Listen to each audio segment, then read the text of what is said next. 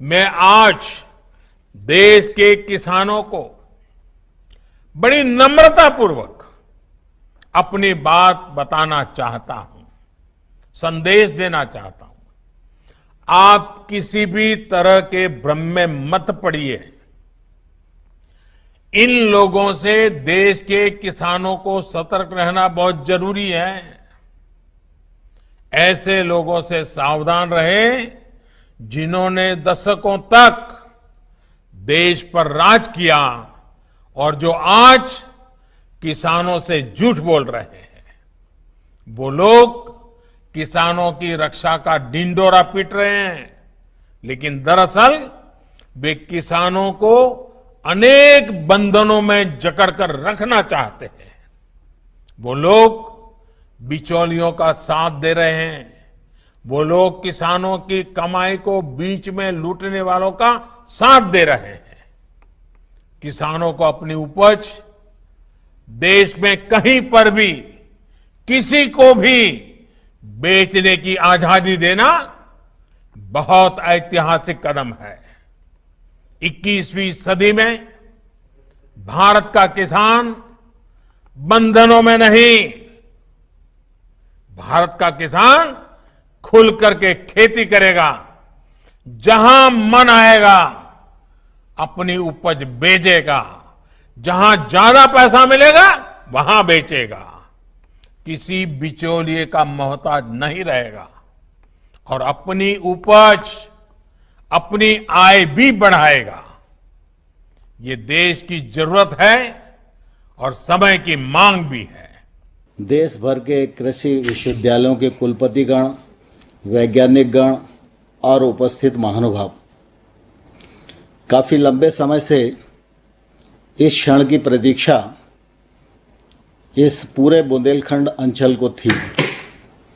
आज वह क्षण आ गया है और रानी लक्ष्मीबाई केंद्रीय कृषि विश्वविद्यालय झांसी का लोकार्पण माननीय प्रधानमंत्री जी के कर कमलों से संपन्न होने जा रहा है। मैं इस अवसर पर सभी उपस्थित महानुभावों की ओर से, मंत्रालय की ओर से माननीय प्रधानमंत्री जी का हृदय से बहुत बहुत स्वागत करता हूं, बहुत बहुत अभिनंदन करता हूं। हम सबके लिए बहुत प्रसन्नता की बात है कि 2014 से पूरे देश को प्रधानमंत्री नरेंद्र मोदी जी का नेतृत्व प्राप्त है।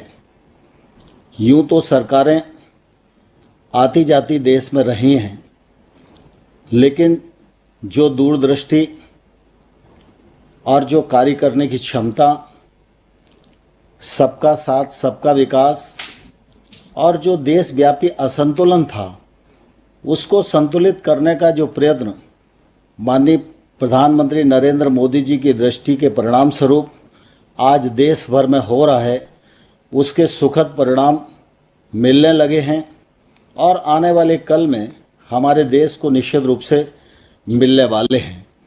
जहाँ तक कृषि शिक्षा का सवाल है, कृषि शिक्षा की दृष्टि से भी माननीय प्रधानमंत्री नरेंद्र मोदी जी के नेतृत्व में जो हमारा डॉक्टर राजेंद्र प्रसाद कृषि विश्वविद्यालय था, उसको सेंट्रल यूनिवर्सिटी बनाकर उस क्षेत्र में शिक्षा की गुणवत्ता बढ़े, इस दृष्टि से एक सफलतम प्रयत्न किया गया।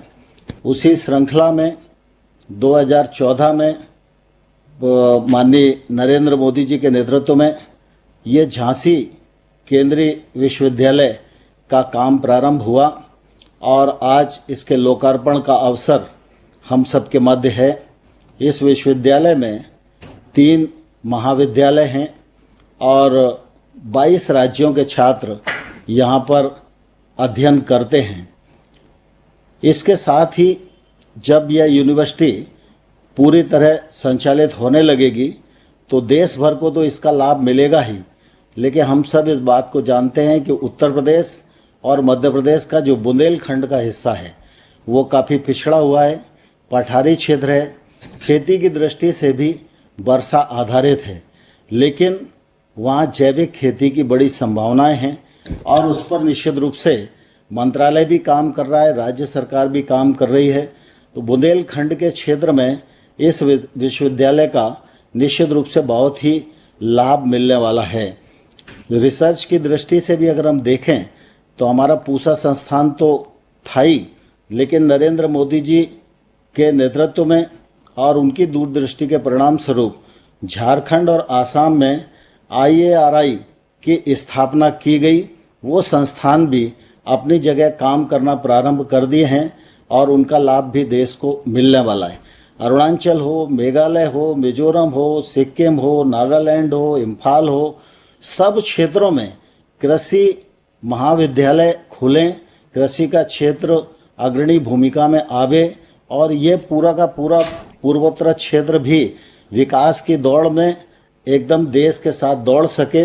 इस दृष्टि से कृषि शिक्षा के क्षेत्र में नए आयाम माननीय प्रधानमंत्री जी के नेतृत्व में जुड़े हैं।